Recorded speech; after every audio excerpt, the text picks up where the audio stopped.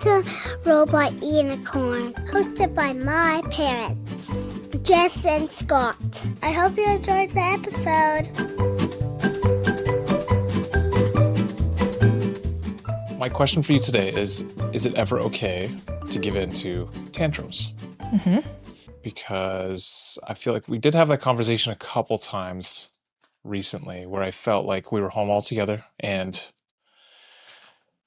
you kind of gave in to especially our toddler or 3-year-old, Mm-hmm. her, just because you're like, I don't really want to deal with this. Totally.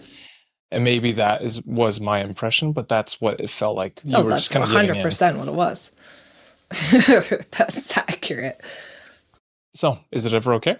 Yeah. Okay, done. Easy. Thanks. Wrap it up. Conversation over. Well. Okay, let's start with yes. First, just explaining quickly or defining quickly what a tantrum is and what giving in actually means. Mm-hmm. Just don't love the word tantrum, but we talk about it anyway. Why? I don't know. Because I feel like it is just your child being in a state of alarm to the point where they're crying. Okay, but is that word not just kind of defining that though? I guess. What's the point of? Well, because then people go, there's tantrum, there's meltdown, there's this, there's that. Is it a tantrum if they're crying? If they're crying, I just feel like basically what we're talking about is your child is just getting really upset. Their body is not calm. They might be crying. They might be begging for something. They might be whining. They might be clinging. Their body is alarmed and they're showing it in all sorts of different ways. And what we call this is a tantrum, right? Most classic presentation is child's crying on the floor because they want something. Or it's the lead up to, if I don't do this, my child's going to start to cry. Yeah. So giving in to a tantrum, what we're talking about is my child's on the floor, they're crying, they want a blue cup, not a pink cup or whatever. Classic example. Literally happened to me this week. It's that. It's also your child wants to sit on your lap while you're eating dinner and you say no because we need to eat, all sit in our own spots and eat on our own plate. Especially because you have celiac, so then you don't want to cross-contaminate if there's anything else. And yeah, your child, and if you say no to sitting on your lap, all of a sudden they're going to be crying. It's very likely. So then you're in a position, this is what we're going to talk about today, where you feel like you have to make a choice. Either I, quote unquote, give in to my child's demand, whatever, however silly it is, right? I want to sit on your lap, or I want the blue cup, or I want to stay up for 15 more minutes, or I want whatever. There's a million things that they want. So it's the balance. Do you give in and hope that, okay, now I don't have to deal with all this crying? Or do you hold the boundary and just know that's going to equal this big, long meltdown that you're going to have to now deal with? And this is the struggle of, I would say, most toddler parents.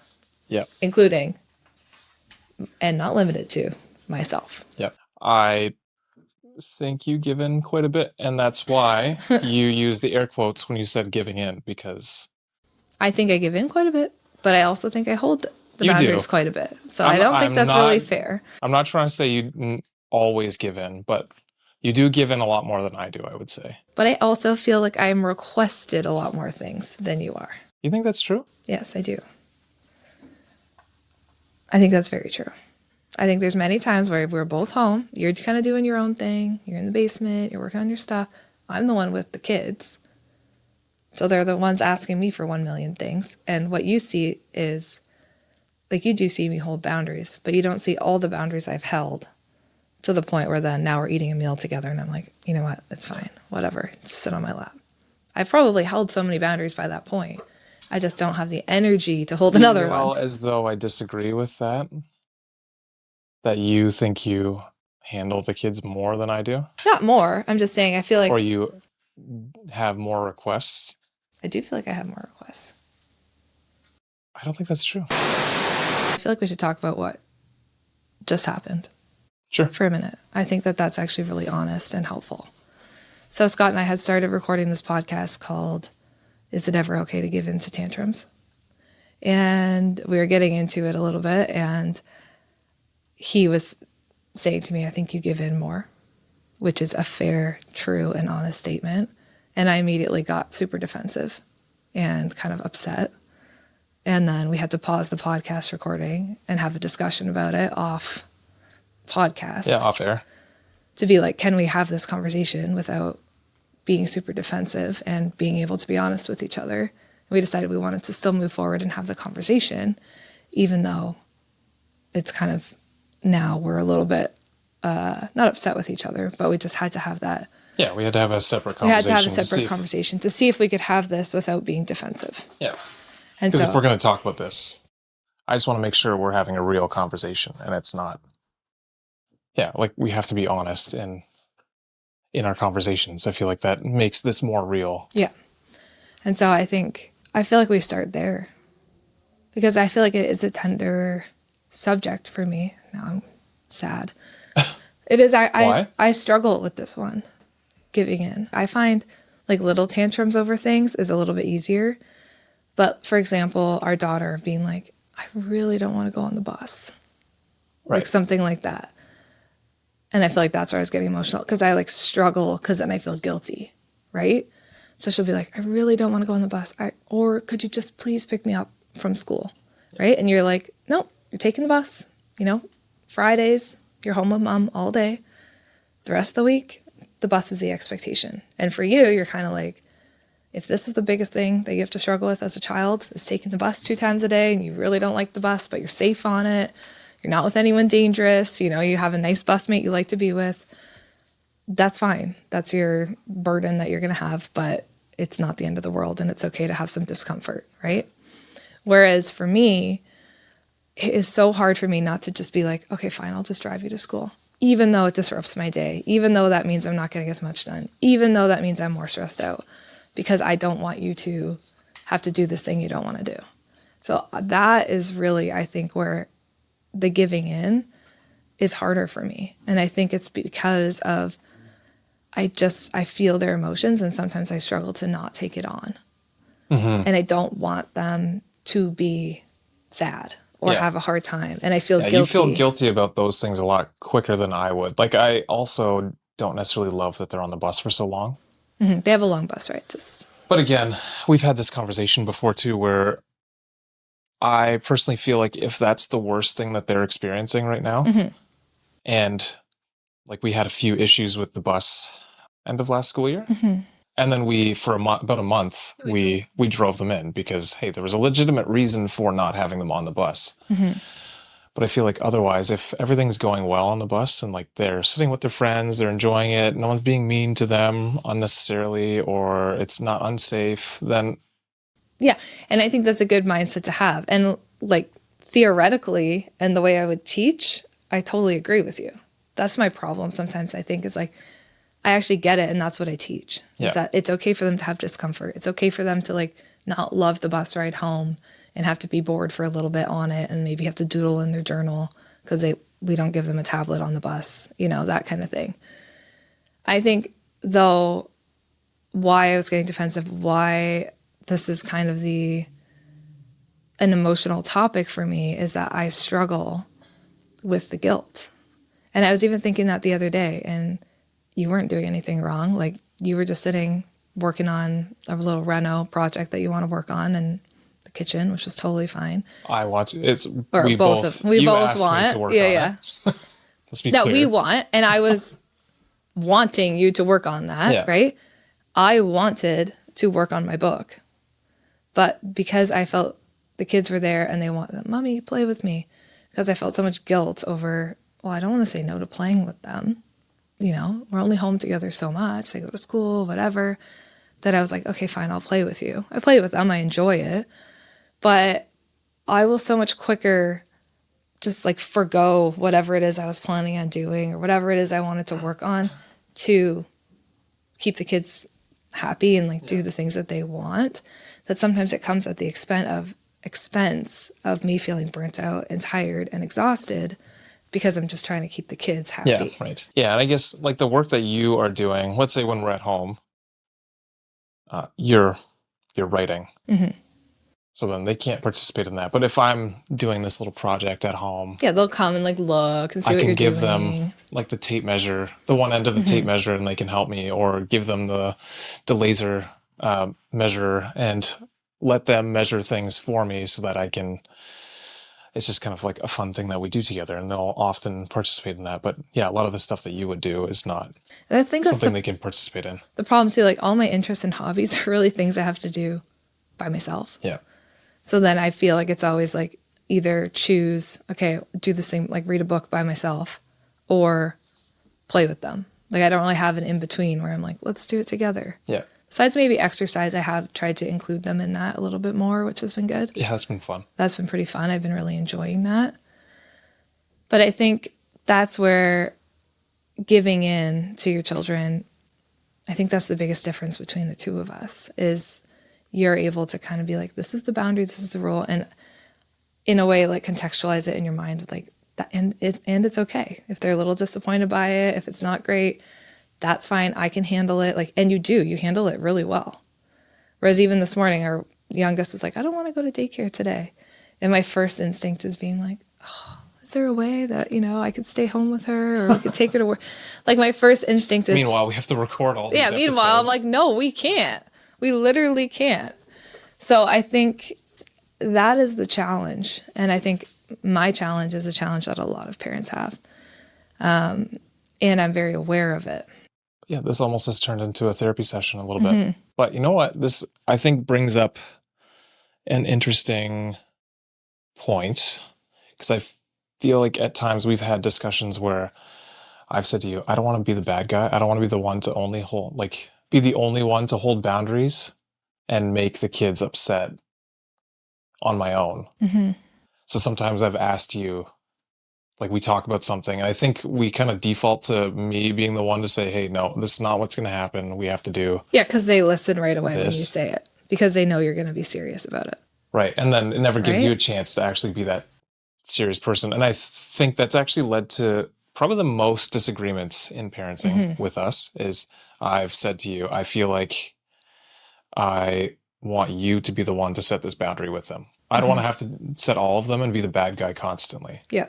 And not that it's even constant. It's just... And not even that they see you as the bad guy. Because I feel like when you set a boundary, they're just like, oh, okay. Yeah, sometimes. I mean, again, they're going to... Especially the youngest. Not the youngest. The older too. But when they were younger, it would have been the same thing. Like, it would have been no different at that age. Or it was no different. Mm-hmm. And we've had that conversation. So I think even partners will often have that where one is kind of the one that gives in to everything. And then the other one is the one that has to set the rules. Yeah. This is what we do in our household. And I feel like that can lead to some disagreements. I agree. Yeah. I don't even think like you don't do it in like your traditional, like you're never harsh. No. I feel like you're very good. You set the expectation like, okay, you're going on the bus 4 days. On the 5th day, mom will drive. I drive the oldest to school, pick her up from school. And then I spend the day with the 2 youngest kids, right? And you're just like, just is what it is, right? Whereas for me, I think I'm a little easier swayed where I'll be like, yep, that's the expectation. But then, and maybe it's like just being so empathetic or being like, oh, I can really get into your mindset. I think it's more about the guilt because they will be sad, obviously, about it. I feel like it's guilt works on you. It works too well on me. Yeah. Because then my youngest will be, or my middle will be like, oh, mommy, though, like, it's just such a long bus ride. And my favorite part of the day is when I sit on the bus on the way home and I think about seeing you and whatever. And that's probably true, too. And it's true, but then it gets my heart. And then I'm like, okay, fine. Like, I don't want you to, like, it's not even that I don't want you to feel that way. It's just like, I feel bad that you feel that way. So now I'm going to go pick you up. But what I know about myself is when I get in that way and then I start feeling so much guilt over it, I burn myself out so hard. Yeah. And it's not healthy for the whole family as a whole. So even this morning, like the one was like saying, oh, please, please, please drive me in. And sure, I probably could have made it work, but I was like, you know what? No, like you've got to go on the bus today. And that was like hard for me to hold that boundary, but I'm like, I know I have to, because as soon as one day I'm like, no, that's fine, I'll drive you in, then I just know that usually escalates to like every single day. Yeah. And then now I'm late to work and I'm late to other drop off. And it's just a whole thing. Well, it's not even that. It's more, they know it's more of a possibility. Like, to be honest, I was actually thinking of bringing them in tomorrow, driving them to school tomorrow, because my schedule kind of allows for it. So it's more of, hey, it actually doesn't put my day out at all to bring them to school. Right, so I can do that. If anything, I might actually get to work earlier by doing it. So I was kind of thinking of, hey, you're going to record a podcast in Toronto. I might just pick them up bring them to school, and then they can come back home on the bus. And then the next day you'll drop the oldest off and pick her up, but kind of like without them being the ones to lead us to that decision. Right, you're anticipating that they already want that, so you're just going to let them know before it's like they're crying and asking for it. Yeah. Right. And so I guess like to go back to the original question of the podcast, like, is it ever okay to give into tantrums? Like, I think we're talking about more than just tantrums here. Like, we're just talking about boundaries. I feel like more so. Like, is it okay to change your boundary? I feel like that's more what we're asking. Yeah. Which I guess, have we had an episode on that? I feel like. Not specifically that topic. Oh, okay. But I actually feel like that's more of the question. Is it okay to change your boundary partway through? And I do think that sometimes the answer is yes. And I will say the times when I've done this effectively for myself is I've realized my boundary is just kind of ridiculous. Yeah. And I think all parents have done that, where you're like even just small little things, right? Where you're like, okay, this is actually not really a necessary boundary. You say an arbitrary no to something that really, why would you have said that? And I had noticed that, especially with our older kids, they'll be like, well, and then like list 10 reasons why my boundary doesn't actually make any sense. And I'm like, yeah, you're kind of right. Okay. Yeah, that was just me trying to exert some power and control here. And then you have to check your ego and be like, honestly, okay. I kind of love it that they push back on a lot of those things. And honestly, if they push back and it's valid, then I'm like, okay, sure, that makes sense. So no part of that you would say is, like, at what point is it manipulation on their end? Is it ever or not ever manipulation? Using tantrums to get what they want? I know you're probably going to say you don't like that word. Well, I don't. But I don't think it's manipulation, and it's just the best way that they know to get what they want, right? Okay, so then it's not like an adult who's like, I know that if I play the victim in this situation and cry, everyone will feel bad for me and I won't be held responsible for my behavior. Right. You know what I mean? That's manipulation. Toddlers doesn't have complex thinking. They're just like, right. This is the only way I know. Ah! So then is the reinforcement concern, is that a real concern? Yes. So let me take off my guilt-ridden mother hat for a minute and talk about what I know to be true as a therapist, is that we do want to be mindful of the boundaries that we set and ask ourselves, this is the ideal. Am I willing to hold this? Does this boundary make sense? And is this boundary something that eventually I hope my child will be able to kind of set for themselves?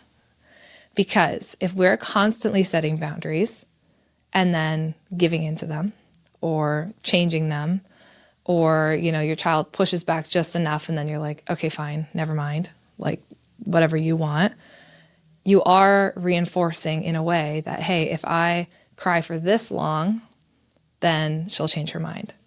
Or if I use the guilt trip, then that'll definitely work and she'll give in. Mm-hmm. Right? So you are, and I am, in a way, teaching our kids that, hey, if you guilt me, I'll probably change my mind.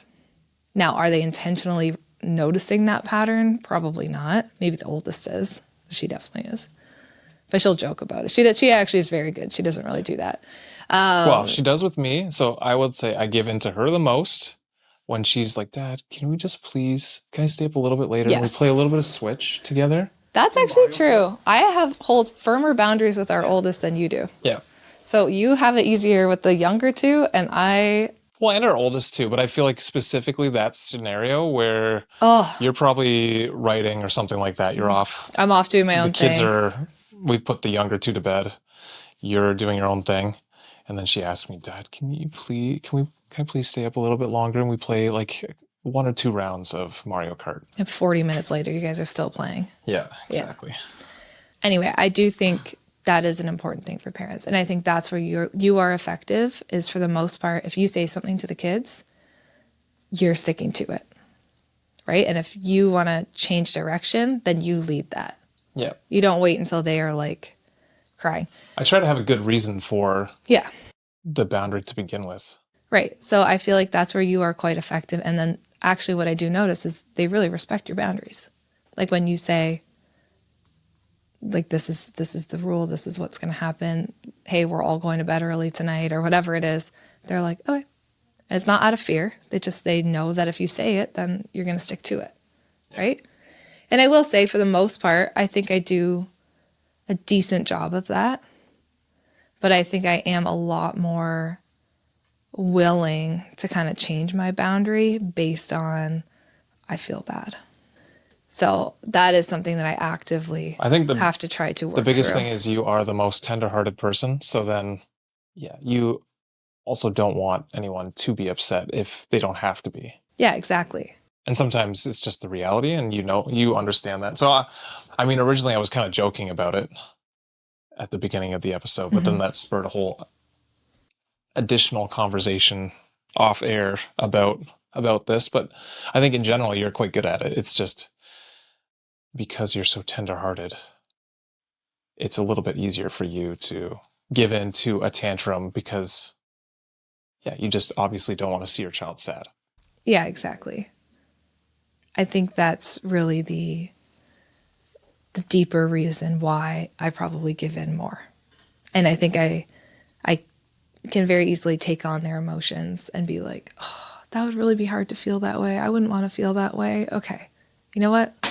Let's make a new plan. And I don't think all of that is bad. Like, I think sometimes it's good. Like, I don't necessarily need to do this, but it's good for some parents to be able to take a step back and try and picture their child's emotions and ask themselves if their boundaries are actually realistic and necessary. But I just do it too much. But I do see, let's say, in my work with clients, sometimes people are like, yeah, I'm setting boundaries, but then they'll tell me what the boundary is, and it's just really not realistic. Yeah, right. And then eventually they give in, but it's like, we probably shouldn't have set that boundary to begin with, because you were actually kind of setting your child up to not be successful, because that boundary is just not realistic for a 2-year-old, let's say. Yeah. Like, I'm kind of picturing like, yep, I set the boundary that my 2-year-old has to sit the dinner the whole time. And I buckled him into his seat, but then halfway through he started crying, and then I was like, oh, fine, go, right? But realistically, your child sitting at the dinner table the entire time is just actually not a realistic goal. So you never actually set yourself up for success with that goal. Maybe your boundary was, we all start dinner together and we have to start at the table eating our meal together. And when you're done, then you may go. Yeah, we have a certain routine too, where like for us, we talk about our days and all that. We go around the table and discuss everything that's been going on, or the main points of the day. Mm-hmm. And then we finish our meal, and then at least the youngest one usually leaves. Before we finish. Yeah. Like before you and I finish. But the older two are pretty good. They're pretty good, but that was their same rule. And now they're older, and now they can stay longer, right? Yep. So I think for many parents, evaluating their boundaries is actually a really good idea. For me specifically, I think I do set pretty realistic boundaries, but then I just end up feeling guilty. And then I'm like, oh, okay, fine. Fine.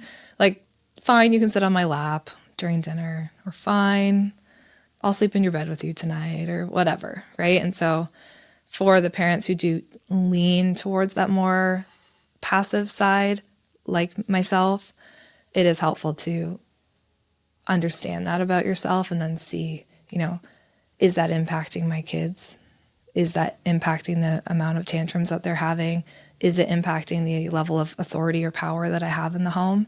I'd say for the most part, it's not for us. Like, I don't think I do it so much that it's like the kids don't respect me anymore. No, definitely not. I just think they know I'm softer and they go to me.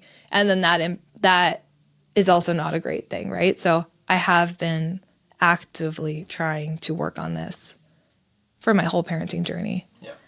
And it is an active trying to work on it type of thing that I'm going to have to continuously work on. Yes. Just based on I mean, I've even seen you my do personality. similar things at work. Again, I feel like we're saying it as though that's all you do, but the reality is that's such a small portion of... I don't want people to think, oh, Jess is a passive parent. Yeah, no. I'm not. I hold many, many, many boundaries in a day. Let's be real. You have 3 kids. I think the other thing is we have 3 kids now. So it's 3 times the amount of boundaries that you had to hold when you just had 1 kid. Sort of, yeah. I feel like we don't have to as much with our oldest. I mean, maybe they're different things that we're holding boundaries with. Yeah, that's possible. Like, she wants to do an extracurricular every night. She wants to have a play date here, there, and everywhere. She wants to stay up till 10 o'clock every night. Like, it's just different. She's way more outgoing than either of us. It's just different boundaries. But it's still boundaries that you have to hold with her. Yep. Right? It's just different. So it's always going to be a thing. But I would say, yes, it's not that I would not consider myself a passive parent. I do think I hold a lot of boundaries and deal with a lot of tantrums. It's just that I also do give in much more easily. And I think the problem for me and for many moms, many people out there, is it turns into kind of not being I don't know if the martyr mother is like the right word, but like it's the same at work. It's the same with friends. It's the same across so many things where you just end up, okay, that's like, I'll do this for someone else so that they're not sad. And you just give until you're burnt out to the crisp. And that is a pattern that has happened in my life many times. Yes. Where I feel like you have that, I don't feel the same. Like I don't feel like I have that outside of whatever family life either. No, you're pretty good. I feel like I'm relatively consistent in how I wonder how much of that is like the difference between growing up like as a girl versus a boy. And like, are girls just conditioned more to give? Probably. I think they are. Whereas for you, you might not have had that same like messaging, right? Mine is a very different upbringing, right? So then it's hard to compare. Well, it's also like the upbringing I had to the normal upbringing. You never go, okay, my child has to take the bus for this long amount of time, 2 times a day. And I know that they don't really like, especially the bus ride home, and they're sad. I'm a bad father. I feel like your mind never goes there. Whereas like that's immediately where I would go. Yeah, no, that's not at all what and like when they're having tantrums when they've had tantrums about whatever different things, I don't feel like I've ever felt that way. Yeah, even in the middle of the night, like if the kids need me or us, I'm always like, I'll just go snuggle up in their bed. I do like it, so there's that. But also the feeling of guilt I would have for not doing that versus for you, you would just be like, okay, let's go pee, do whatever you need. I'll rub your back till you're back asleep, but I'm going back to my own bed. I'm not sleeping in your bed. And you would never think to yourself, oh, did I do enough? But I do feel like maybe there's this different conditioning, a different messaging. Yeah, it's quite possible. Yeah. I'm sure that plays, has a part to play in all that too. Because I feel like a lot of moms I talk to would relate a lot to the way I feel. Yep. Versus the way that you feel. I'd be curious. I would love for people to write in and let us know. Yeah, because I mean, we also have different experiences as parents too, right? Like you're the one who actually had the child and then you stayed home with them and all that, right? Mm-hmm. Versus technically that's possible, but it's highly unlikely that that's going to happen. It's much less likely to happen that I would stay home with the baby and take care of them and all that kind of stuff. So then, yeah, we just have different experiences as parents right from the beginning. It's not even necessarily from the messaging we received as kids until now. It's like we literally just have different experiences because that's reality of the situation. But I don't even mean from kids, but like just like societal like pressure for moms to like be everything for the children, whereas like the expectation on dads is like dads do like one thing with the kids and people are like, yay, good for you. Right. Like I even remember like you being in the bookstore with our daughter, right? Our oldest when she was a baby, and how many people came up to you like, oh wow, like so nice that you're out with your daughter, and you know, things like that. Mm-hmm. And it's like almost like surprising that a dad's out with a baby versus like me being out with a baby. It's just like, well, of course she is. So I just feel like there's just maybe different expectations. So you don't have the same like heavy weight of an expectation of on yourself as a dad versus mom. I don't know. It's just something that I've wondered. So I feel like dads are celebrated for like. I feel like in general, I don't really feel societal expectations. Yeah, in maybe that's any just you. You just never, you don't really ever worry about that, which is one of the things that I do love about you and try and learn from you. So can we answer the question again? The main one? Yeah. Yeah. No, from you. From your perspective. I feel like I've answered it from mine. Is it ever okay to give in to tantrum? Well, I mean, yeah, obviously, I think it is. Because I think, especially when we are tired as parents, or let's be real, most parents are tired. Yeah, it's like a perpetual tiredness. Yeah. We're tired for maybe multiple decades until we're not. Maybe we can get rest again. Yeah, maybe you're an empty nester. But I think you don't necessarily make the most clear or logical decisions, so then it's very likely that you're going to set a boundary and your child is going to have a tantrum over something that you're like, this actually doesn't really make that much sense. Mm-hmm.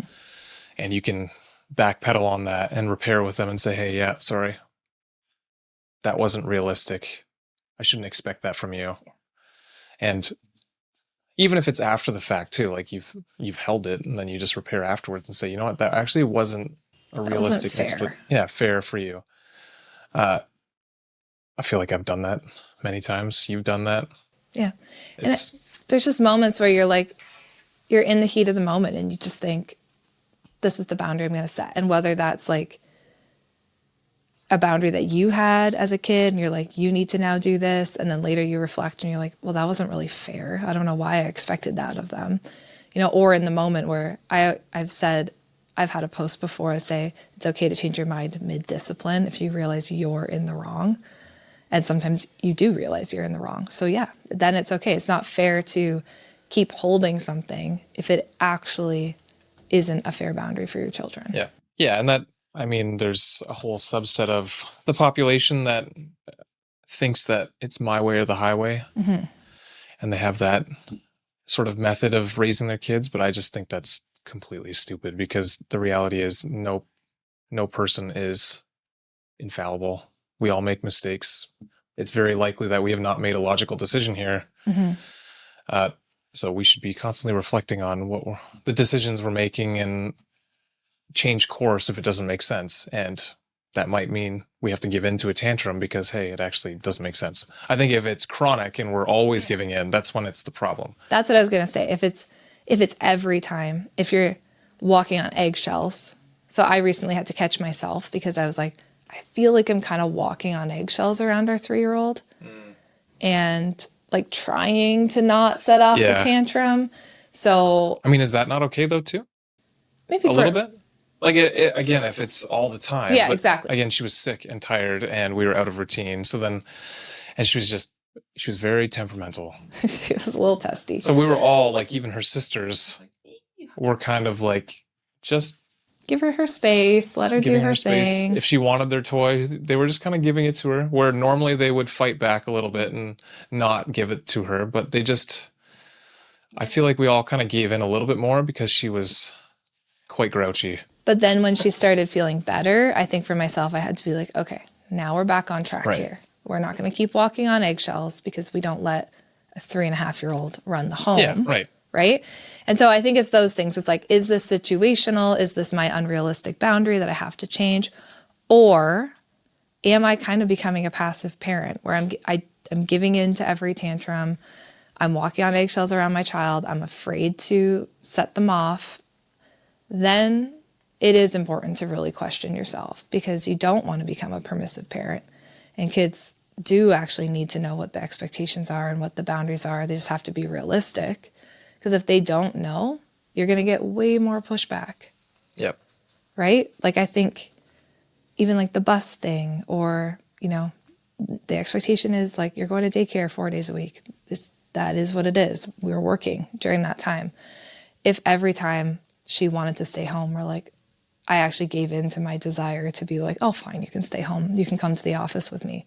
Well, now she's learning that I don't trust my own boundary, and she's going to push it every single day. So there is a place in time where you do have to have your realistic boundaries and be able to hold them, especially the big ones. Yeah. Otherwise, you will get constant pushback, and that's going to be hard. Okay, 2 last things. One, I feel like we should mention that some children are more sensitive as well. So I think that can lead to just more persistent tantrums and meltdowns just because of that fact. Yeah. Because I think we saw that with our middle. She's a little bit more sensitive to just everything in general. Yeah. Like even this morning, you can't see it on the camera, but just put some cover up on her nose because there's something growing on there. And a little pimple on my nose, okay? Apparently our I'm middle 13. daughter was quite disgusted by it, even though it's the time, like I could barely see it to begin with. That's so funny. But I feel like we had more tantrums with her, and we figured that out because we realized, hey, this girl's actually maybe a little bit more sensitive to just everything in general.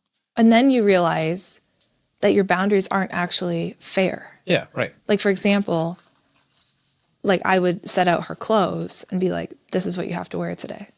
And she'd have a huge tantrum about it. And I'd be like, I have to hold my boundary. So no, you have to wear this. Well, later you realize when she has words to describe it, the clothes feel terrible. They're scratchy. There's really only like one kind of pants that work for her, one kind of socks that work, one kind of underwear that works. And so you realize, oh shoot, I was trying to hold a boundary that's actually not fair to hold for a sensitive child who's very particular about what kind of clothes she wears. Meanwhile, I'm pretty much the exact same way. Yeah. I have one type of underwear that I like. I've tried a bunch of We should other get ones. them to sponsor us. I know, eh? I wear one type of pants, again, in multiple colors, so it doesn't look like I'm wearing the same thing always, but there's like, I have certain preferences because of the way it feels, and I don't like the feeling of other Right, so things. you actually understood that. Yeah. Actually, that was a time when you were like, Jess, you need to lighten up. Yeah. So there has been times where you've been like, I think your boundary is unrealistic here. Yeah. You need to lighten up a little bit because this actually is real to her. It's not just like this power struggle that you're getting into. So I think that's a really important and good point. And the curiosity needs to be there.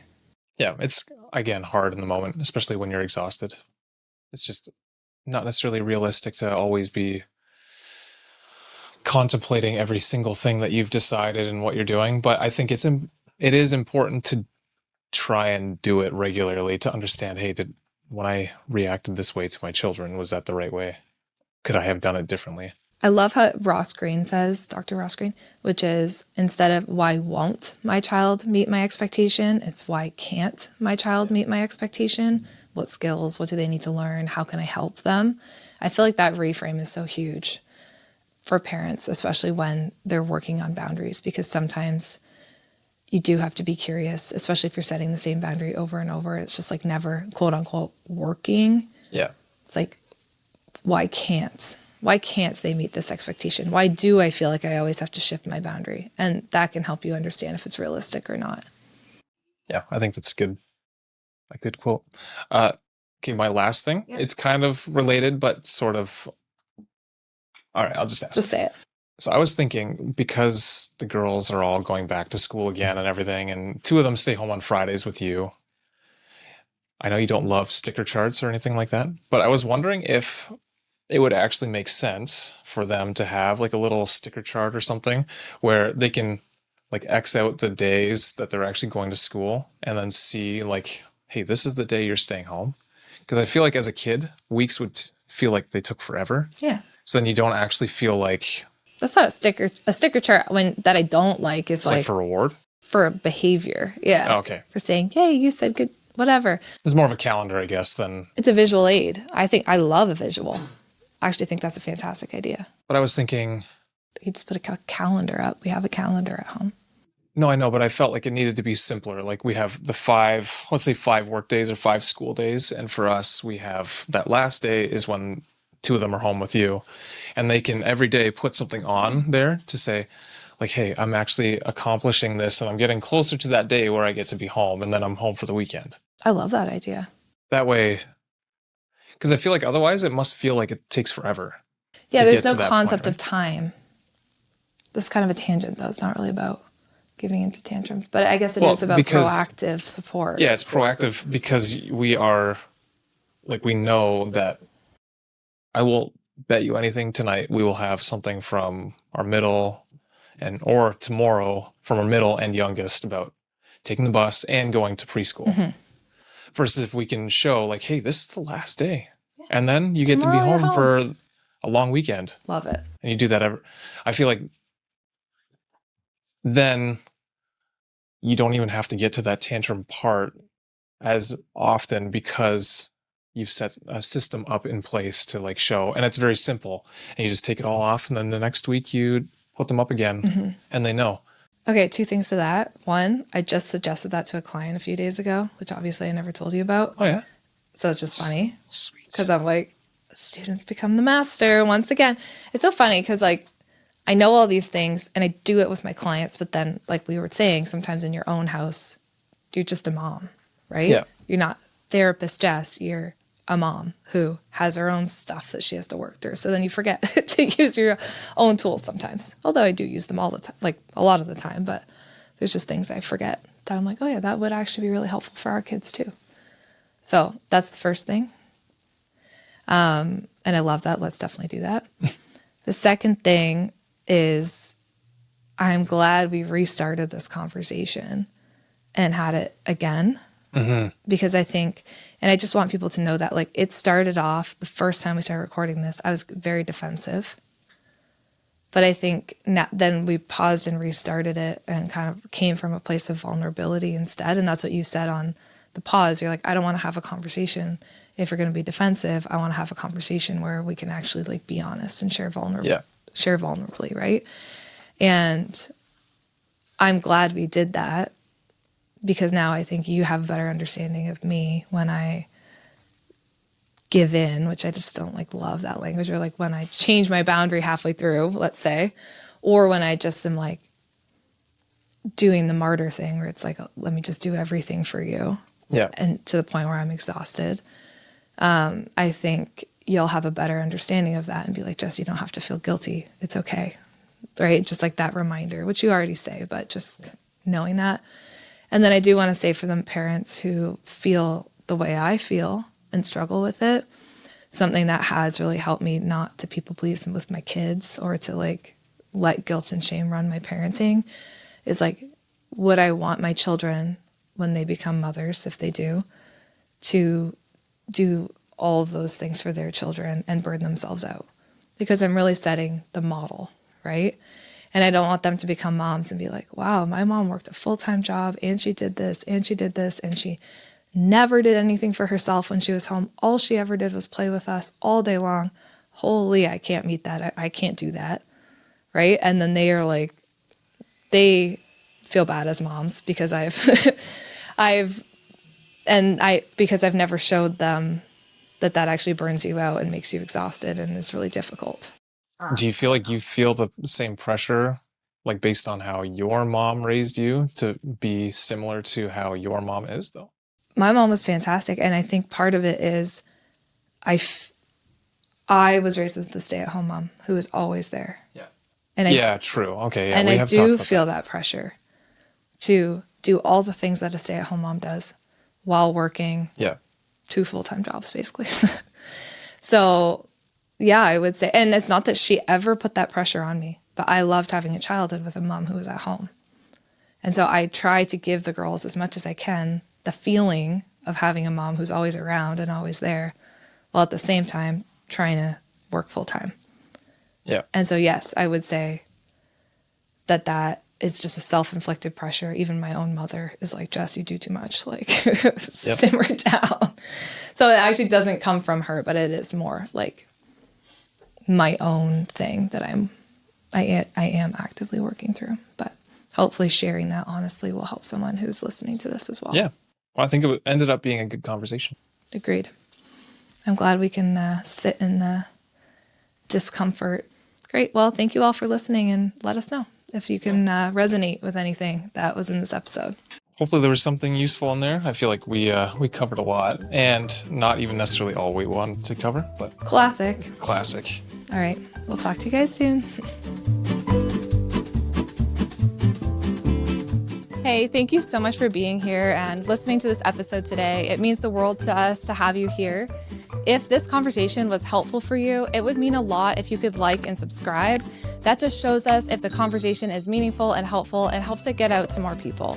Also, I just wanted to let you know that every week we have a new episode drop. And if you want to be notified when that happens, just hit the little bell icon. Again, thank you so much for being here, and we'll talk to you again next week.